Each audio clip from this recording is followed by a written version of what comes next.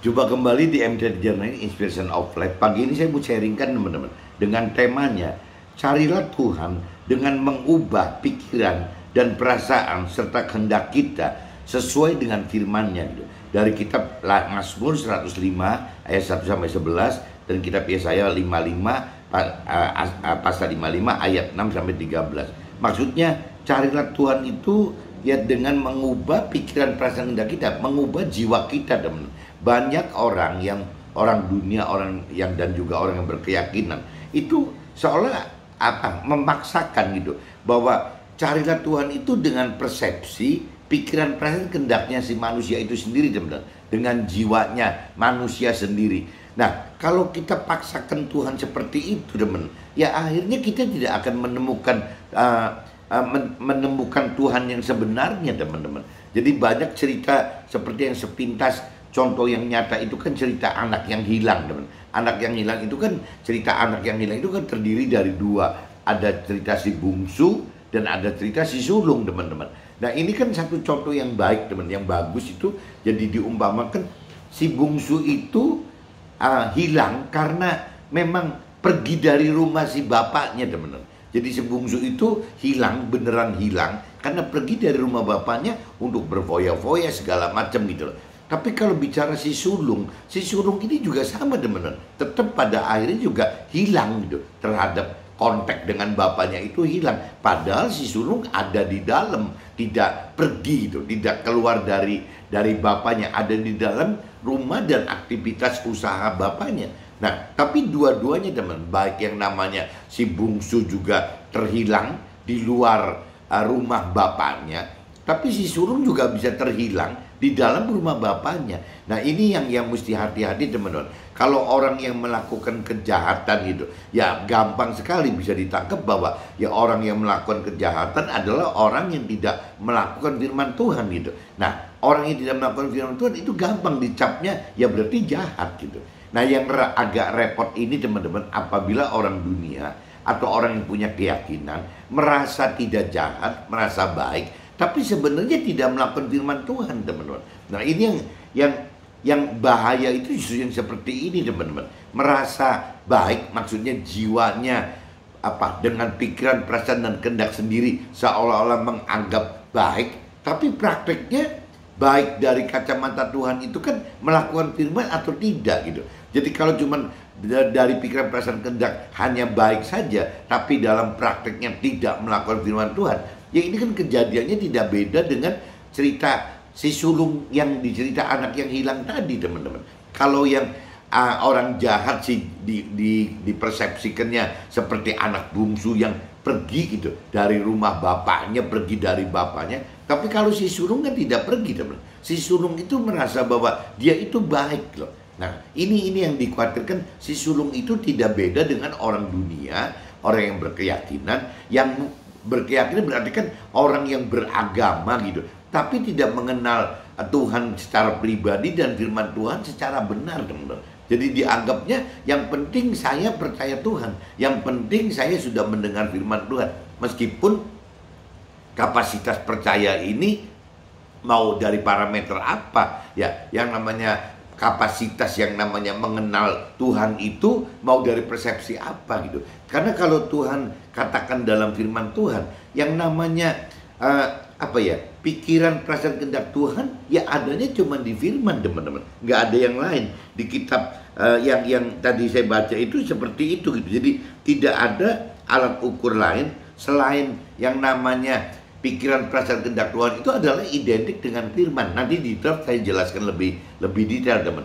Jadi ini secara makronya aja yang pagi ini saya perlu sharingkan itu adalah jangan sampai kita menjadi seperti anak sulung yang hilang padahal di rumah gitu. Ya, jangan sampai kita menjadi orang dunia, orang yang punya keyakinan, yang memang merasa percaya Tuhan, yang memang merasa sudah mengenal firman Tuhan, tapi sebenarnya tidak melakukan firman Tuhan, teman-teman. Ya, kenapa tidak melakukan firman Tuhan? Karena tidak mengerti firman Tuhan itu. Apa yang mesti dilakukan? Ya, bukan cuma tidak mengerti, mengenal pun juga mungkin tidak gitu. Jadi cuma tahu Ya tahu itu yang dikatakan tahu itu relatif gitu. Apakah yang namanya kalau 5-10% tahu akan firman Tuhan sudah bisa kita sebut mengenal firman Tuhan gitu. Jadi kalau pernah ngebaca firman Tuhan dalam satu gepok kitab suci itu dibaca anggaplah 5% atau 10% dari firman Tuhan, apakah itu sudah dikatakan mengenal gitu? Ya, apakah kalau kita belum sampai ada connect dengan intim dengan pribadi Tuhan gitu, apakah kita juga sudah kategorikan kita sudah mengenal Tuhan gitu? Nah ini yang relatif sekali teman-teman. Kalau kita bayangkan bentuknya hubungan intim kita dengan Tuhan kan susah buktikannya teman. Tapi kalau kita bicara dari sisi pengenalan firman Tuhan yang tadi dikatakan, kalau orang seumur hidup sampai sampai umur 55 tahun ya membaca satu katam, satu putaran kitab suci aja belum, ya cuman membaca 5-10% mengaku sudah mengenal. Apakah ini tidak beresiko untuk malah menggagalkan diri sendiri teman-teman? Yang namanya 5-10% dari firman yang pernah dibaca langsung dari kitab suci itu tidak bisa mencerminkan apa-apa teman-teman. Jangankan 5-10% yang dibaca, sudah belasan kali membaca, sudah puluhan kali membaca katam itu dalam arti kata selesai, itu aja belum tentu mengerti teman-teman, belum tentu mengerti firman Tuhan itu. Ya mungkin kategorinya sudah mengenal firman Tuhan, tapi kalau yang kategorinya cuma membaca satu putaran juga tidak habis, ya rasanya tidak pantas kalau menyebut diri bahwa saya sudah mengenal firman Tuhan. Ya mungkin tahu, kalau tahu ya mungkin setuju gitu Bapak. Memang pernah tahu sih, pernah membaca 5-10% dari total isi firman Tuhan, saya pernah baca, tapi sebanyak 5-10%. Ya itu bukan kenal, itu namanya tahu gitu. Ya boleh-boleh aja ya mengaku kenal pribadi Tuhan. Ya boleh-boleh aja, yang sering kita umpamakan. Kalau kita bicara Tuhan itu kan sulit sekali karena Tuhan bentuknya roh kan, untuk ketemu itu kan sulit teman-teman. Ya kalau kita gampangnya udah kita ketemu presiden kita, atau udah nggak usah presiden lah. Kalau kita tinggal di kota Madia atau di kabupaten, kita ketemu wali kota atau bupati gitu. Nah pertanyaannya, apa kita pernah gitu ketemu dengan Pak Wali Kotanya? Apa kita pernah ketemu dengan Pak Bupatinya? Ya kalau bicara kita cuma tahu dari fotonya gitu, ya berarti bukan kenal teman-teman. Ya saya tahu wali kotanya ini, ya bupatinya itu gitu, tahu. Tapi belum berarti kenal. Kalau kenal itu kan memang sudah pernah ketemu, sudah pernah ngobrol, ya mungkin lebih dalam soal keluarganya Pak Wali Kota dan Bupati juga kita sudah tahu. Nah itu namanya baru mengenal teman-teman. Tapi banyak orang yang cuma sekedar tahu dari kertas coblosan waktu pilihan aja sudah katakan bahwa saya sudah mengenal wali kotanya, saya sudah mengenal bupatinya, saya sudah mengenal gubernurnya gitu. Itu kan konyol teman-teman. Jadi bahaya sekali kalau cuma sekedar kenal dari fotonya, ya kita nyebut bahwa kita sudah kenal mereka gitu. Kan gawat teman-teman. Jadi mesti diluruskan lagi, kembali lagi antara tahu dan kenal itu mesti dibedakan teman-teman. Kalau cerita, oh saya tahu fotonya si wali kota atau bupati atau gubernur, ya berarti cuma tahu bukan kenal gitu. Begitupun soal firman Tuhan. Kalau firman Tuhan cuma kebaca 5-10% yang baca langsung, atau hanya mendengar dari orang yang ngomong soal firman, apa pernah mendengar dari khotbah, apa mendengar dari sharing gitu. Ya itu kembali lagi ya boleh-boleh aja, cuman kategorinya bukan mengenal teman. Ya itu namanya baru tahu gitu, tahu bahwa Tuhan itu seperti ini, saya baru tahu. Firman itu seperti itu, saya baru tahu gitu. Belum mengenal teman.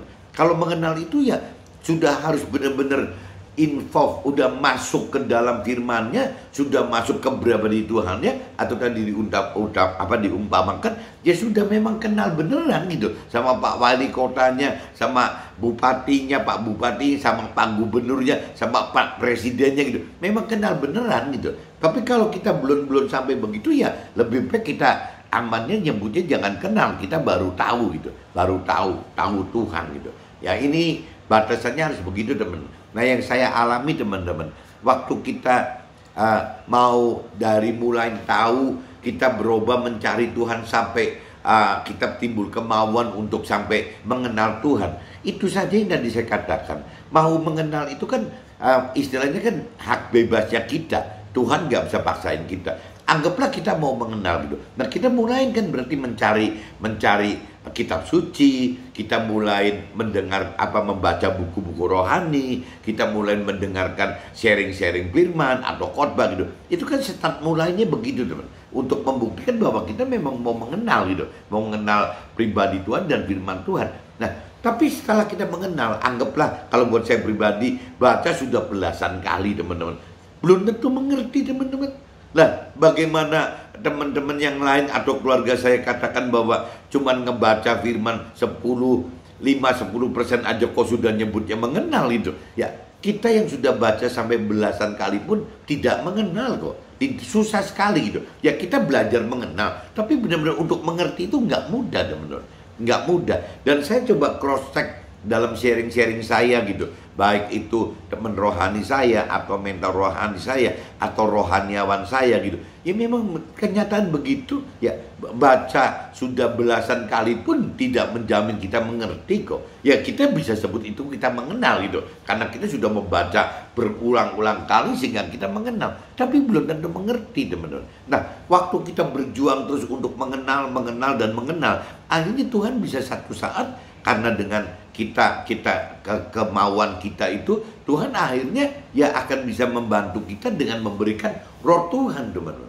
Bahwa Tuhan itu akan menuntun kita bahwa untuk bisa mengerti firman Tuhan ya dengan diberikan roh Tuhan di dalam kita. Nah, kembali lagi, apabila sudah ada roh Tuhan di dalam kita, ya kita harus tahu dulu tempat roh Tuhannya di mana gitu. Nah, kembali ada di rohnya kita. Jadi kita mesti ngerti dulu awalnya bahwa yang namanya manusia itu terdiri tubuh, jiwa, dan roh, teman-teman. Waktu kita sudah tahu bahwa di dalam kita ada roh, nah baru teman-teman kita minta roh Tuhan hadir di kita sehingga kita jadi mengerti, teman-teman. Yang tadinya cuma mengenal, yang tadinya cuma tahu gitu, tahu kita berjuang pribadi sampai kenal. Nah, setelah kita minta ada roh Tuhan hidupkan dalam kita, nah kita baru mengerti, teman-teman. Waktu kita mengerti firman Tuhan, nah mungkin waktu dalam praktek kita melakukan firman Tuhan lebih ada power gitu, karena kuasa roh Tuhan itu hidup, teman.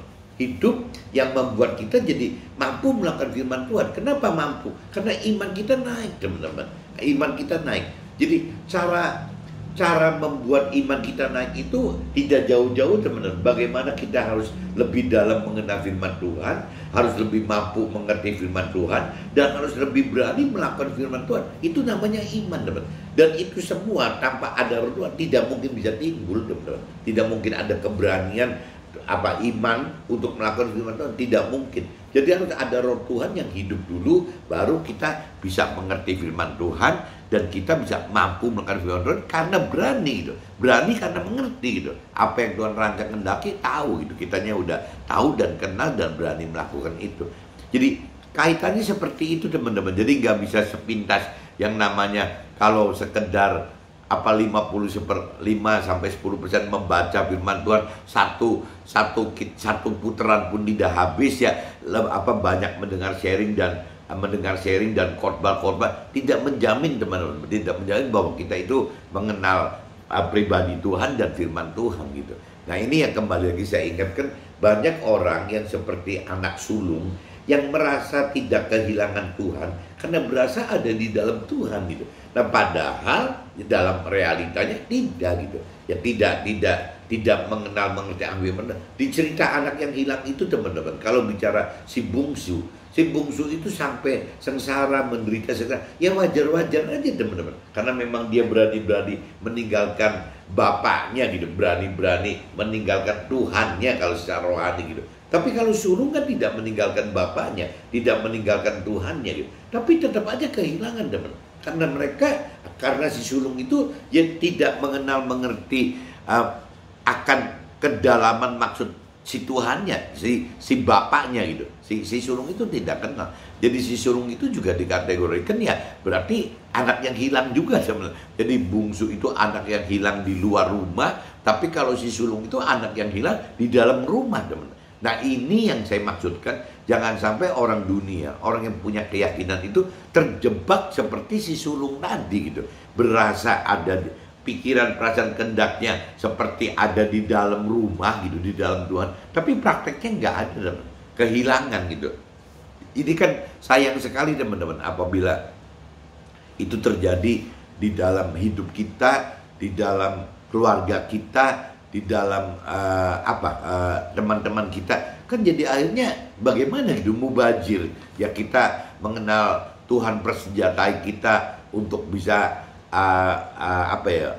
ada firman Tuhannya harus dikuasai, ada roh Tuhan yang harus dihidupkan, untuk dengan tujuan kan bagaimana mencapai keselamatan akhirat, damai sejahtera kekal di akhirat, dan menjadi keluarga Tuhan di akhirat. Tuhan kan udah bekalin itu semua teman-teman, dengan firman Tuhannya, dengan roh Tuhannya. Tuhan sudah bekali itu semua.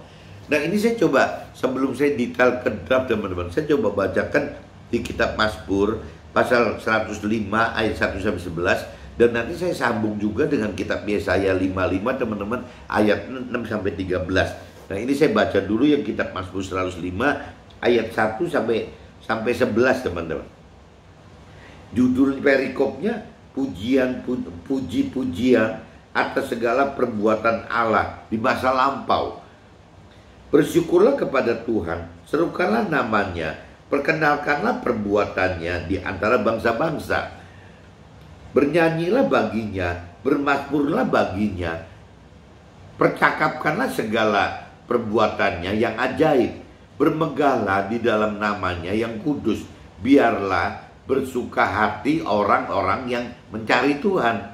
Carilah Tuhan dan kekuatannya, carilah wajahnya selalu. Ingatlah perbuatan-perbuatan ajaib yang dilakukannya, ya, mujizat-mujizatnya dan penghukuman-penghukuman yang dia diucapkannya gitu. Hai anak cucu Abraham hambanya, hai anak-anak Yakub orang-orang pilihannya. Dialah Tuhan Allah kita di seluruh bumi, berlaku penghukumannya.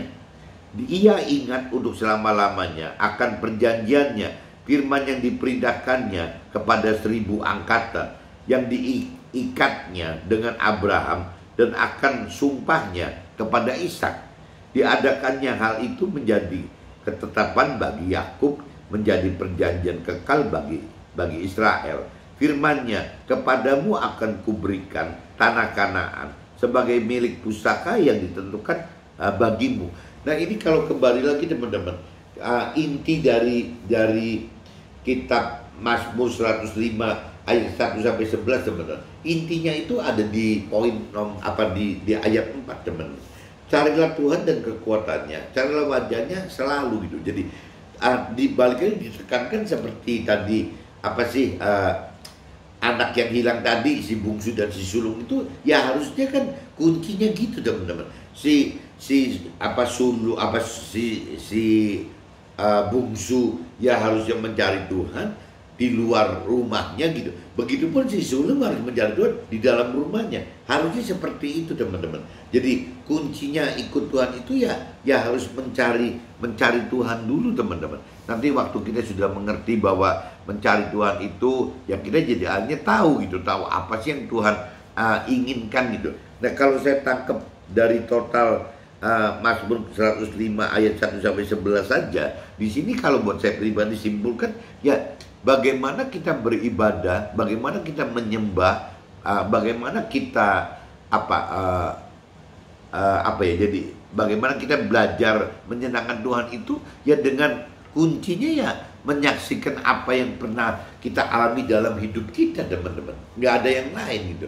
Kalau bicara kita punya talenta mentor rohani atau rohaniawan, mungkin loh kita bisa mengajarkan teori rohani gitu, teologi itu gitu, bahkan liturginya mesti bagaimana.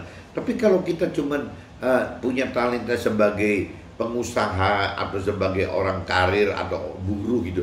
Ya kita cuma sekedar punya talenta yang cuma sifatnya bagaimana cuma bisa mengajarkan atau memberitakan kebenaran firman Tuhan itu lewat kesaksian hidup kita, teman-teman. Nggak bisa cara lain gitu. Jadi bagaimana caranya kita memberitakan kesaksian hidup kita bersama Tuhan di dalam firman Tuhan itu. Itu yang paling penting itu, teman-teman.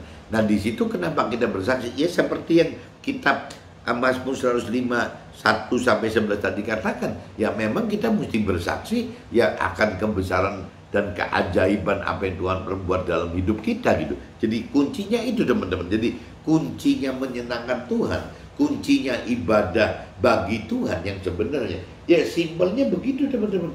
Bersyukurlah kepada Tuhan, serukanlah namanya gitu.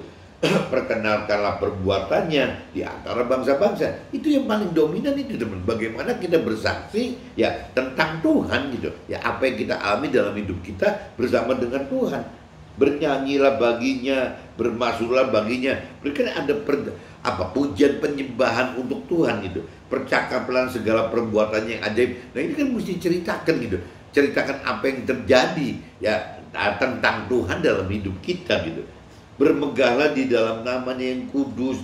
Biarlah bersuka hati orang yang mencari Tuhan. Ya carilah Tuhan dan kekuatannya. Carilah wajahnya selalu.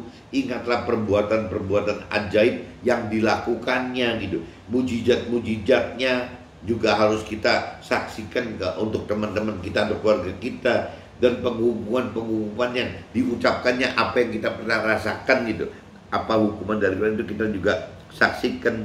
Jadi semua kurang lebih bulak-baliknya cuma di situ, teman-teman. Bagaimana kita cerita, karena Tuhan tidak perlu apa-apa, teman-teman. Tuhan itu hanya butuh kita memang mengakui bahwa Tuhan itu besar gitu. Sebenarnya itu gitu. Ya tanpa Tuhan ya kita tidak bisa hidup. Yang Tuhan butuh cuma itu saja. Itu sangat menyenangkan hati Tuhan, teman-teman. Yang balik lagi kuncinya ya kita tidak cuma cukup dari jiwa kita, pikiran, perasaan kita sudah mengenal pribadi Tuhan Allah dan firman Tuhan, tapi ya kita harus melakukan firman Tuhan Allah gitu. Waktu mau melakukan firman Tuhan Allah ya kembali lagi kita harus mengerti firman Tuhan Allah, kita harus mampu mengerti firman Tuhan Allah, kita harus mau mengenal firman Allah ya dari basicnya kita karena mau gitu. Kita mau yang diawali dari tahu sampai menjadi kenal, sampai jadi mengerti, dan ujung-ujungnya kita berani melakukan firman Tuhan, teman-teman. Nah ini di kitab Mazmur pasal 105 ayat 1-11, teman-teman saya udah bacakan. Coba sekarang kita masuk aja langsung sebelum ke drop ke pasal Yesaya pasal 55, teman-teman. Teman-teman cari kitab Yesaya pasal 55 ayatnya 6-13, teman-teman. Nah di sini juga sama, teman-teman. Di ayat 6-nya ditekankan, carilah Tuhan selama ia berkenan ditemui. Berserulah kepadanya selama ia dekat. Baiklah orang fasik menanggalkan jalannya, dan orang jahat meninggalkan rancangannya. Baiklah ia kembali kepada Tuhan, maka dia akan mengasihaninya, dan kepada Allah kita, sebab ia memberi pengampunan dengan limpahnya. Sebab rancanganku bukanlah rancanganmu, dan jalanmu bukanlah jalanku. Demikianlah firman Tuhan. Seperti tingginya langit dari bumi, demikianlah tingginya jalanku dari jalanmu, dan rancanganku dari rancanganmu. Sebab seperti hujan dan salju turun dari langit, dan tidak kembali ke situ, melainkan mengairi bumi, membuatnya subur dan menumbuhkan tumbuh-tumbuhan, memberikan benih kepada penabur dan roti kepada orang yang mau makan. Demikianlah firmanku yang keluar dari mulutku.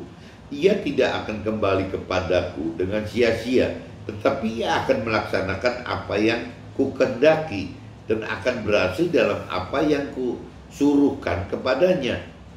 Sungguh, kamu akan berangkat dengan sukacita dan akan dihantarkan dengan damai. Gunung-gunung serta bukit-bukit akan bergembira dan bersorak-sorai di depanmu, dan segala pohon-pohonan di padang akan bertepuk tangan. Sebagai ganti semak duri akan tumbuh pohon sanobar, dan sebagai ganti kecubung akan tumbuh pohon murah. Dan itu akan terjadi sebagai kemaksuran bagi Tuhan, sebagai tanda abadi yang tidak akan lenyap. Nah ini kalau di kitab Yesaya 5:5 bunyinya begitu teman-teman. Kalau 5:5 dari pasal ayat 6 sampai 13 itu bunyinya seperti itu teman-teman. Nah kalau cerita di perikopnya ini judulnya seruan untuk turut serta dalam keselamatan yang dari Tuhan. Itu judulnya, itu perikopnya gitu. Nah ini saya sudah bacakan teman-teman dua kitab, Mazmur 105 ayat 1 sampai 11, dan saya juga udah bacakan kitab Yesaya 5 ayat 6 sampai 13. Nah ini sekarang saya coba masuk ke dalam draft aja teman-teman. Kitab Mazmur 105 ayat 1 sampai 6 teman-teman. Ibadah sesungguhnya bagi Tuhan hanyalah bagaimana kita menyenangkan hati Tuhan dengan bersyukur dan menyaksikan perbuatannya yang besar dan ajaib, serta beri pujian dan penyembahan kita gitu ya, untuk bermegah ya, bermegahlah di dalam namanya yang kudus gitu. Jadi kita bermegah itu dalam arti kata ya di dalam nama Tuhan yang kudus gitu. Nah ini kalau kita simak teman-teman, bahwa apa sih yang kita bisa perbuat untuk Tuhan gitu. Tuhan itu kan bukan manusia, Tuhan itu kan pencipta manusia, pencipta segala makhluk di dunia ini gitu. Dan kembali lagi, ya tidak ada hal lain yang Tuhan butuhkan dari siapapun juga gitu, selain kita itu bisa menyenangkan apa yang Tuhan inginkan, Tuhan rancang dan kehendaki. Jadi tujuan Tuhan dengan kita itu seperti itu sebenarnya. Bagaimana kita ini bisa menyenangkan hati Tuhan gitu. Nah kita bisa menyenangkan hati Tuhan apabila kita bisa melakukan apa yang Tuhan rancang dan kehendaki teman-teman. Cuman itu saja gitu. Yang Tuhan perlukan dari kita itu ya tidak ada, cuman kita menyenangkan Tuhan. Tapi kalau yang kita butuhkan dari Tuhan, yang ada gitu, ya bagaimana kita bisa masuk ke dalam rancangan kehendak Tuhan dengan cara melakukan perintah firman Tuhan gitu. Untuk apa? Ya untuk bisa masuk ke dalam keselamatan di dalam akhirat nanti teman-teman. Yang untuk mendapatkan damai sejahtera di dalam akhirat nanti, untuk bisa duduk sebagai masuk ke dalam keluarga Tuhan ya di dalam akhirat nanti, di dalam surga itu teman-teman. Jadi beda teman-teman. Kalau kita butuh Tuhan karena kita pengen mendapatkan keselamatan kekal gitu. Tapi kalau bicara Tuhan ke kita, Tuhan tidak butuh apa-apa selain kita menyenangkan hati Tuhan. Kita sebagai anak-anaknya ya harus bisa bagaimana menyenangkan hati Tuhan. Yang Tuhan butuh cuma itu saja teman. Karena Tuhan tidak butuh apa-apa. Kenapa Tuhan butuh kita menyenangkan hati Tuhan? Karena Tuhan memang bikin aturan bahwa yang namanya untuk bisa kita percaya kepada Tuhan, untuk bisa mengasihi Tuhan, untuk bisa menyayangi Tuhan, untuk bisa menyenangkan Tuhan, itu yang Tuhan taruh itu bagaimana caranya supaya kita manusia itu diberi kehendak bebas untuk bisa seperti itu teman-teman. Untuk bisa percaya ya terserah mau percaya atau tidak si manusianya gitu. Ya untuk bisa menyenangkan Tuhan, mengasihi Tuhan, segala macam itu terserah manusianya. Nah, itu yang Tuhan tunggu-tunggu teman-teman. Ya sama aja yang saya sering katakan, betapa menyenangkannya bagi kita apabila memang istri kita tulus mencintai kita, mengasihi kita, menyayangi kita gitu. Itu kan akan pasangan kita itu kalau sampai dalam posisi itu pasti bagi pasangannya sangat menyenangkan teman. Begitupun juga misalnya kita punya anak-anak, apabila anak-anak itu memang sayang kepada kita, percaya kepada kita, mengasihi kita juga sama teman-teman, kita merasa seperti itu. Begitupun juga dengan misalnya kalau kita sebagai pengusaha sama teman-teman, kalau timnya kita, manajemen di perusahaan itu menyayangi kita, percaya kita, juga ada rasa senang teman yang bisa kita nikmati. Jadi yang Tuhan itu pengen seperti itu teman-teman, karena sayang itu dibebaskan gitu. Ya begitupun juga dengan pasangan kita, dengan anak kita, dengan keluarga kita, dengan timnya kita kan nggak bisa ngekang mereka.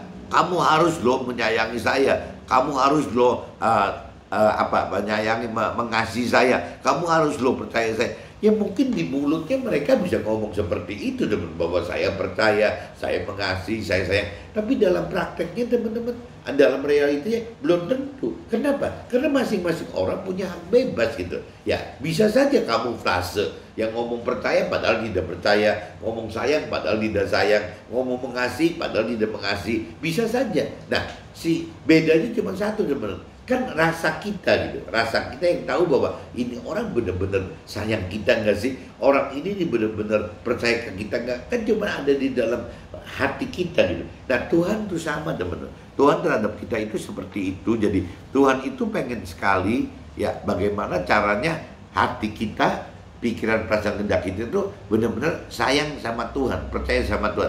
Parameternya apa teman-teman? Kalau parameter manusia kepada pasangannya atau anaknya atau siapapun juga timnya gitu, parameternya itu kan pikiran, perasaan, kehendak sendiri. Tapi kalau Tuhan parameternya jelas teman-teman, bahwa kita menyayangi, mengasihi, percaya Tuhan atau tidak itu simpel banget gitu ya. Ya bisa nggak bahwa kita melakukan sesuai yang pikiran, perasaan, kehendak Tuhan. Ya, pikiran, perasaan, kehendak Tuhan itu apa yang Tuhan rancang kehendaki ada dalam situ gitu. Apa yang Tuhan perintah berlakukan ya ada di dalam itu teman-teman. Pikiran, perasaan, kehendak Tuhan apa gitu? Ya firman Tuhan teman-teman. Jadi parameter Tuhan itu jelas sekali teman-teman. Jadi apabila kita mengaku percaya Tuhan, mengasihi Tuhan, sayang sama Tuhan, taat sama Tuhan, ya tinggal masalahnya kita melakukan firman Tuhan enggak gitu. Ya kalau kita melakukan firman Tuhan, enggak usah kita ngomong apa-apa juga Tuhan tahu bahwa kita percaya Tuhan dan kita sayang sama Tuhan dan mengasihi Tuhan dan segala macam gitu. Ya Tuhan sudah tahu itu. Ya berarti kan parameternya firman Tuhan teman. Kalau antara manusia dengan Tuhan itu mudah. Parameternya adalah firman Tuhan. Nah, cuma kalau manusia ke manusia, nah ini yang tanda tanya teman. Ukurannya percaya, ukurannya kasih, ukurannya sayang itu apa? Ini bingung gitu. Nggak ada. Tapi kalau Tuhan itu jelas bahwa parameternya adalah apakah kita bisa melakukan firman Tuhan tidak. Kalau kita bisa melakukan firman Tuhan ya berarti ya kita percaya ya kita kepada Tuhan, kita juga sayang kepada Tuhan, mengasihi Tuhan gitu. Ya segala macam gitu kita taat kepada Tuhan. Itu buktinya ya melakukan firman Tuhan. Nah untuk bisa melakukan firman Tuhan kembali lagi teman-teman, kalau kita melakukan firman Tuhan tanpa ada roh Tuhan, kita tidak akan mampu melakukan firman Tuhan karena imannya nggak cukup gitu.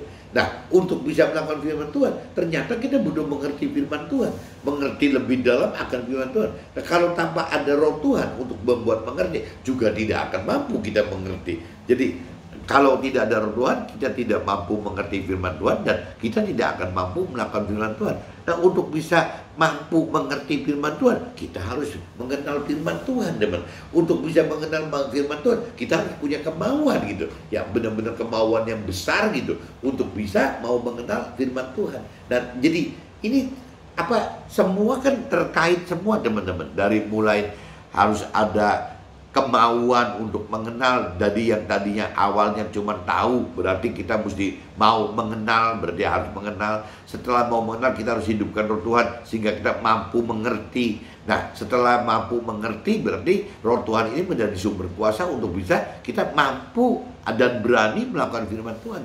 Waktu kita pegang mengerti firman Tuhan dan kita pegang roh Tuhan dan kita berani melakukan, ya otomatis iman kita naik teman-teman. Jadi iman itu akan naik dari kemampuan mengerti akan firman Tuhan dan kemampuan melakukan firman Tuhan teman-teman, sehingga iman kita naik. Nah waktu iman kita naik ya berarti ya apapun yang pasti akan menyenangkan Tuhan teman-teman, pasti akan menyenangkan Tuhan karena benar-benar kita akan jadi percaya itu benar dengan melakukan firman Tuhan. Yang namanya kita mengasihi Tuhan itu dalam bentuk memang benar kita melakukan firman Tuhan. Yang namanya kita taat itu benar kita melakukan firman Tuhan. Jadi semua kuncinya parameter Tuhan itu benar. Menyenangkan, menyembah Tuhan, ibadat kepada Tuhan itu ya melakukan firman Tuhan. Melakukan firman Tuhan adalah ya harus bisa mengerti pikiran, perasaan, kehendak Tuhan gitu. Kalau kita udah mengerti itu ya kita akan benar-benar bisa percaya Tuhan, mengasihi Tuhan, ya taat akan Tuhan. Ya seperti itu teman-teman.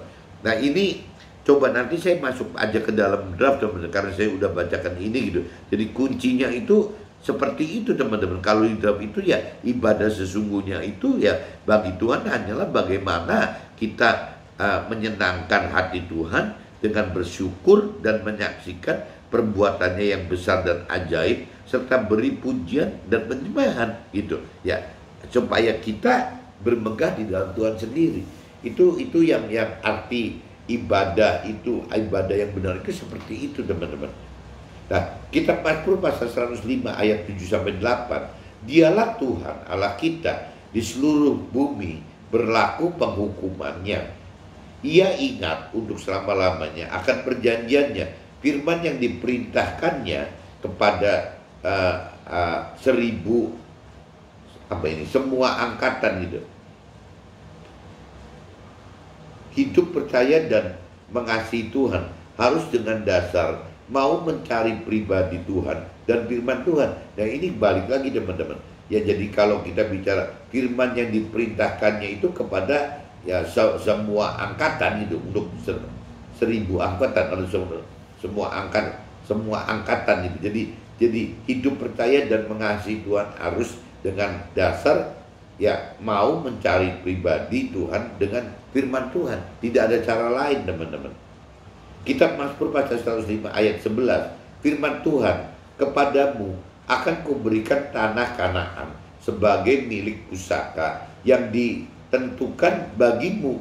Nah, pada periode kitab perjanjian lama, teman, kalau di kitab Nasrani itu kan Alkitab, kitab suci Nasrani itu kan terbagi dua, teman. Ada kelompok kitab perjanjian lama dan ada kitab perjanjian baru gitu. Nah, ini maknanya berbeda, teman. Kalau kita bicara periode kitab perjanjian lama, janji Tuhan itu membawa umat dari Mesir ke Kanaan, teman. Itu janji Tuhan seperti itu gitu. Dan parameternya perjanjian lama itu adalah yang Kanaan itu disebutnya penuh susu dan madu. Jadi targetnya itu lebih hal-hal duniawi, teman.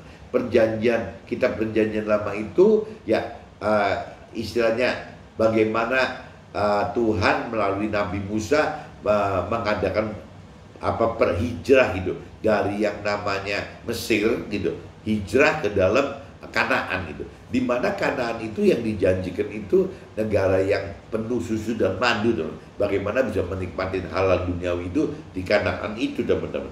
Tapi kalau kita bicara periode yang perjanjian baru, teman-teman, janji Tuhan itu membawa umatnya itu bukan Mesir ke Kanaan, bukan hal-hal yang duniawi, tapi lebih membawa dari dunia ke surga, teman. Bagaimana periode kita perjanjian baru itu mengajar kita itu dari dunia itu masuk ke dalam surga yang berkeselamatan kekal dan damai sejahtera kekal, serta jadi keluarga dalam kerajaan surga, di kerajaan Tuhan di dalam surga gitu. Jadi beda, teman-teman. Sasarannya itu lebih ke rohani gitu. Perjanjian lama lebih sasaran duniawi, perjanjian baru, perjanjian baru lebih sasarannya ke rohani. Bedanya gitu, teman-teman. Nah, kitab Yesaya pasal 55 ayat 6, teman-teman. Carilah Tuhan selama ia berkenan ditemui, berserulah kepadanya selama ia dekat gitu. Berhati-hatilah bagi yang yakin akan berpikir dan merasa dengan jiwa sendiri kalau Tuhan itu dekat dengan hidupnya. Ya, parameter Tuhan adalah melakukan firman-Nya, bukan dari kedekatan jiwa kita semata. Kalau dari jiwa kita semata kan jadi yang tadi dijelaskan, ya dari pikiran, perasaan, kehendak kita itu kita bisa mengira-ngira seolah kita nih sudah kenal Tuhan loh, Tuhan pribadi Tuhan. Kita tuh sudah kenal firman Tuhan loh. Itu kan cuma pikiran, perasaan, kehendak kita sendiri aja, teman-teman. Ya belum tentu kita kenal dalam arti yang sebenarnya. Jangan-jangan cuma sekedar tahu aja gitu. Makanya dari saya umpamakan ceritanya Tuhan itu, firman Tuhan itu saya ganti dengan ada cerita bupati, ada cerita Pak Wali Kota, ada cerita Pak Gubernur. Ya itu karena balik lagi antara tahu dan kenal itu relatif sekali, teman-teman. Tapi kalau yang saya tahu, ya semua orang, kebanyakan gitu, majority, ya orang tahu itu mengaku kenal itu, padahal tidak mengenal.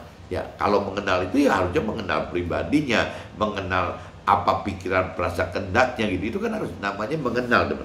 Nah ini yang kadang-kadang tidak, teman-teman. Yang saya khawatir justru terjadi di orang yang tidak orang dunia, ya dalam arti kata orang dunia dan orang keyakinan, orang yang sudah beragama, orang yang sudah mengaku bertuhan dan mengenal firman Tuhan, tapi dalam praktiknya tidak melakukan firman Tuhan, teman.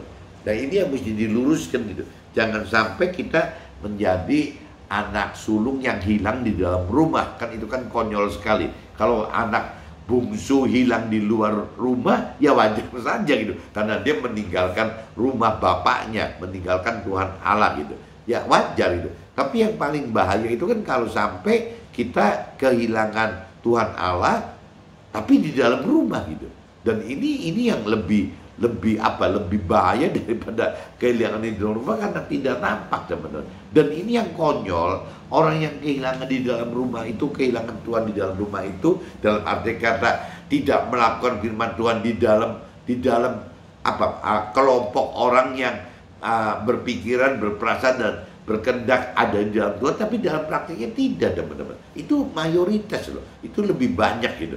Jadi kalau kita urut orang yang seperti si bungsu yang hilang, jangan-jangan dari 100% itu jangan-jangan cuma 1% kali yang seperti itu gitu. Nah sebaliknya orang yang mengerti dengan benar, ya jangan-jangan juga enggak banyak, teman-teman. Nah yang banyak itu yang 90%-an, bahkan 99% itu jangan-jangan ya kelompoknya orang yang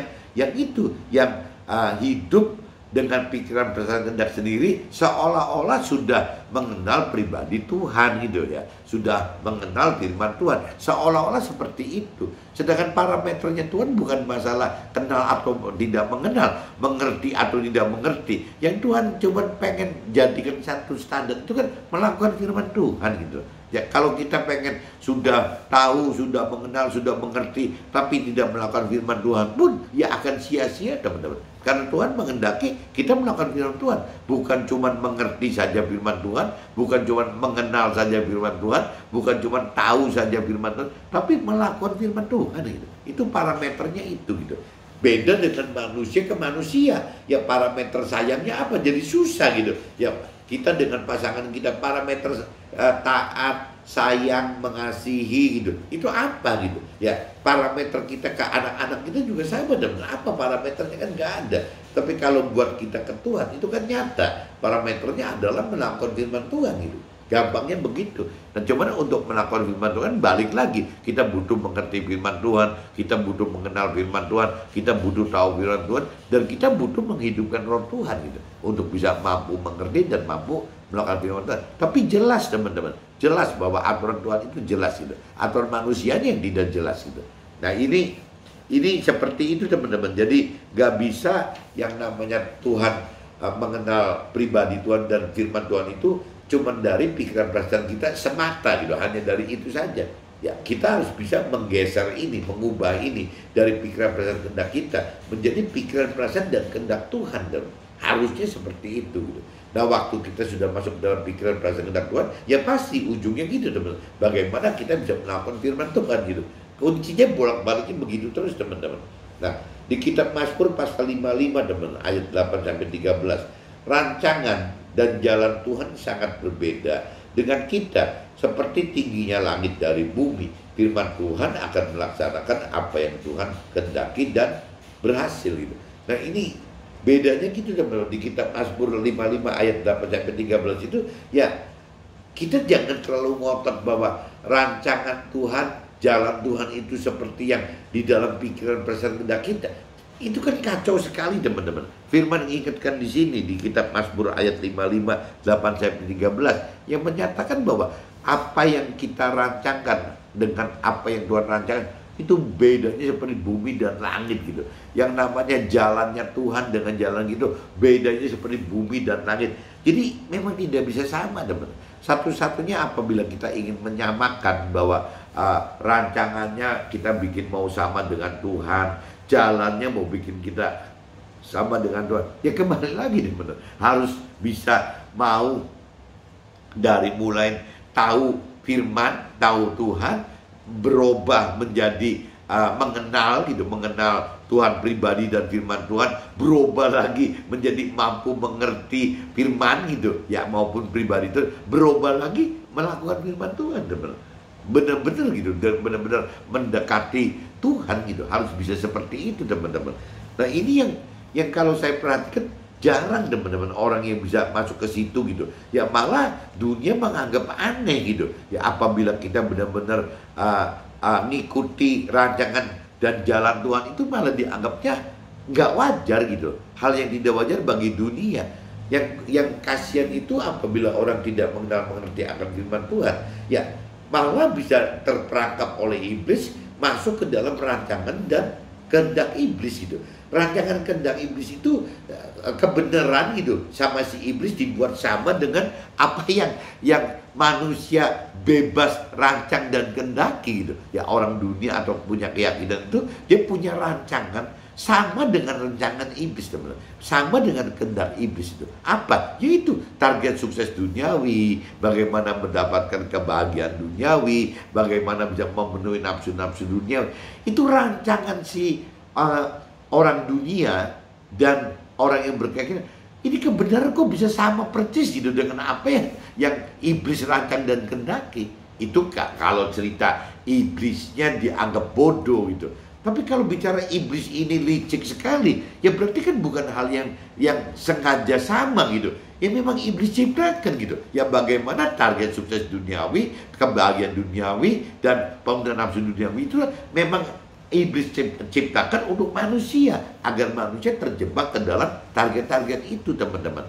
Kalau Tuhan kan balik, teman-teman. Seperti berulang kali saya ingatkan di kitab Matius pasal 6:33 itu kan Tuhan ajarin bahwa carilah Tuhan lebih dulu gitu. Cari Tuhan pribadinya gitu. Carilah firman Tuhannya gitu. Baru yang lain ditambahkan. Nah, berarti di sini kan Tuhan bukan anti kemakmurannya, anti target sukses duniawinya atau bahagia duniawinya atau pemenuhan nafsu dunia. Bukan itu loh. Tuhan boleh-boleh saja gitu. Ya kita bisa mendapatkan hal-hal duniawi, tapi kan dengan syarat jangan sampai kita terjebak oleh apa yang iblis rancang dan kehendaki tadi. Kalau iblis rancang kehendaki itu kan benar-benar loh, target hidup itu adalah target sukses duniawi, bahagia duniawi, dan pemenuhan duniawi. Tapi kalau yang namanya target Tuhan kan bukan itu. Target Tuhan itu adalah targetnya keselamatan akhirat, damai sejahtera di akhirat, menjadi keluarga Tuhan di dalam akhirat. Itu loh target Tuhan. Nah, kalau kita sudah bisa memenuhi, melakukan target Tuhan gitu, ya masalah untuk hal duniawinya kenapa tidak diambil gitu? Ambil saja. Ya nanti kemakmuran itu menjadi malah berkat untuk yang positif, teman-teman. Menjadi menjadi berkat untuk menjadi alat Tuhan yang lebih efektif lagi, karena kita punya modal kemakmuran tadi. Kemakmuran itu kan ujungnya nggak jauh, teman-teman, dari harta, tahta gitu. Nah, kita butuh, teman-teman, untuk menjadi alat Tuhan yang efektif itu, kita butuh harta gitu. Karena untuk menjadi alat Tuhan juga butuh dana gitu. Tidak bisa dipungkiri, Tuhan tahu itu. Nah, begitupun soal tahta, teman-teman. Ya, orang bertahta itu kan lebih berkuasa. Nah, kalau kita misalnya memang bertahta, jadi lebih mudah, teman, menjadi alat Tuhan itu akan jauh lebih efektif lagi. Nah, ini dibulak-balik jadi gitu, teman-teman ya. Tuhan cuma khawatir jangan sampai ya gara-gara target sukses duniawi, kebahagiaan duniawi, pemenuhan nafsu duniawi itu malah jadi perangkap iblis terjadi dalam hidup kita yang tidak mengerti akan maksud rancangan kehendak Tuhan, teman-teman. Tapi kalau yang kita sudah mengerti dan berani melakukan apa yang Tuhan rancang kehendaki, ya rasanya waktu satu saat kemakmuran itu dikucurkan kepada kita, ya tidak apa-apa, teman-teman. Kemakmuran itu akan menjadi hal yang efektif dan positif bagi apa yang Tuhan rancang dan kehendaki. Jadi mesti tahu dasarnya dulu, teman. Dan kita juga nggak usah harus anti kemakmuran. Kita nggak usah harus anti, nggak doyan harta, nggak doyan tahta. Kita boleh-boleh aja kok, selama kita tidak diperbudak, diperalat, dijebak oleh harta dan tahta tersebut. Oke, teman-teman, see you, bye-bye.